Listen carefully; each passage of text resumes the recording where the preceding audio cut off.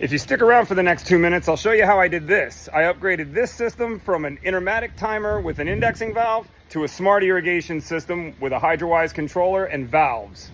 I just love it when the customer takes our advice and runs with it.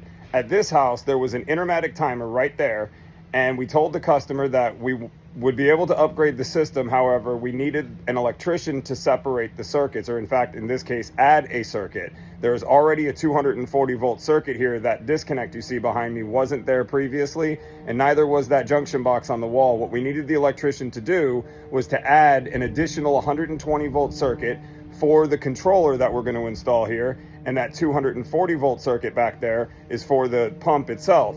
That disconnect didn't even exist before all of this happened. The electrician went above and beyond and put in a disconnect here for the pump, which is the best possible solution we can have in this case.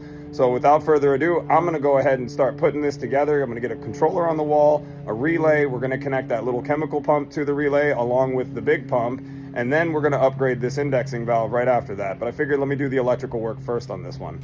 All right, and as you can see, we've got the relay on the wall and the controller on the wall.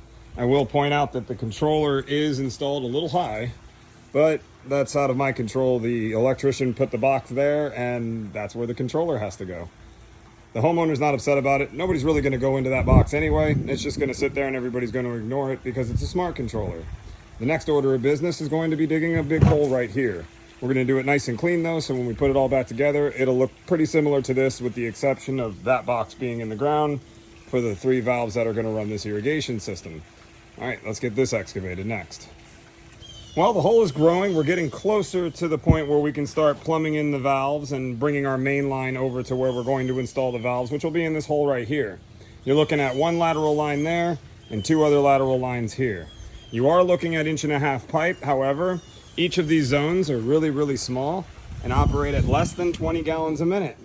So there is no need to install 1.5-inch valves in this job site. We're going to install 1-inch valves because they're sufficient for the amount of water that needs to move through the system to irrigate the 3 zones on this property. So without further ado, we'll keep digging this up. The sun is just creeping on me, which is part of the reason why I want to get this all dug out and possibly plumbed in before lunch and before the sun gets over to me over here.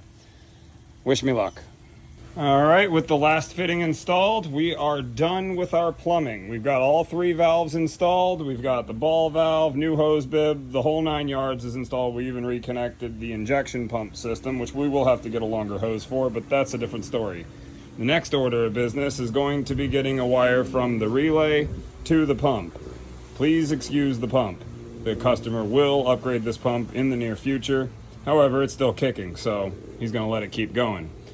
We're going to go ahead and get the power connection from the relay to the pump next, and then we're going to run wires from the controller to the valves.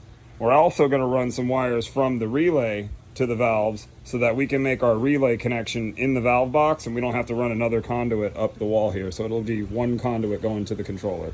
We've got a Hydrawise controller, pump start relay, and valves all installed. Compliments of Sprinkler Dude.